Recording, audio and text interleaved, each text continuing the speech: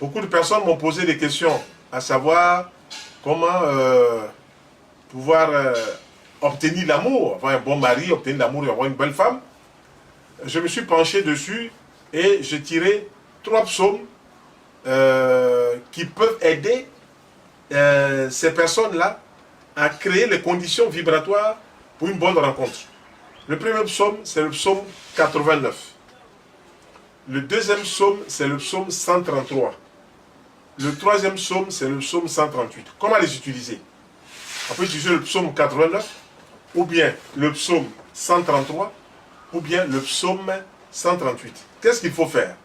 Premièrement, il faut dire 7 fois « Béni sois-tu Seigneur de l'univers ». C'est lui qui nous a tous mis sur la terre ici. Il faut d'abord lui rendre gloire. Voilà. C'est pour ça que dans la religion musulmane, avant que le musulman prie, il dit bien, il chasse d'abord le démon. Aouzubillahi shaitan rajim, il chasse le démon d'abord. Et puis maintenant, il dit qui est Dieu. Bismillah Rahman Rahim. Donc il dit au nom du Dieu, le clément et le miséricordieux. Dieu aime qu'on fasse son atalakou. Dieu aime qu'on fasse, voilà, qu'on parle de lui. Voilà. Quand tu veux faire ton affaire, il faut mettre Dieu dedans. Tout commence avec Dieu, tout se finit avec Dieu. Si tu mets Dieu dedans, voilà, Dieu dit, ah, voilà quelqu'un, un de mes enfants au moins, qui sait qui je suis Dieu. Donc, si on veut faire le psaume 80, on dit d'abord, béni sois-tu, Seigneur de l'univers. On dit ça 7 fois.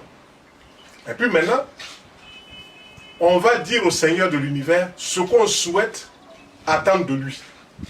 Seigneur de l'univers, moi, si c'est moi, je dis, je suis Aka Félix, fils de Feu Ano Aka Pierre et de Feu Henriette Génie Nobu. Il faut dire le nom du papa et le nom de la maman.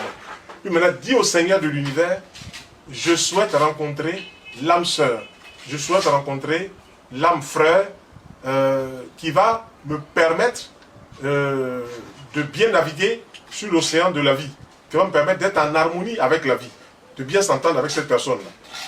Quand on a dit cela, maintenant, on lit le psaume 89 9 fois. 9 fois parce que c'est le fondement même de toute chose. Le chiffre 9, quand on prend le 9, c'est comme si le serpent se mordait la queue. C'est le cercle. Le serpent qui veut se mordre la queue, et puis finalement, il ne se mord jamais la queue, et ça forme un cercle. Quand on voit le cercle, c'est ce que ça veut dire en spiritualité, le serpent qui se mord la queue. Voilà, donc c'est le cercle. Et c'est le fondement de toute chose. À partir de là, maintenant, on lit le psaume 89, ou bien le psaume 133, ou le psaume 138, 9 fois. On n'est pas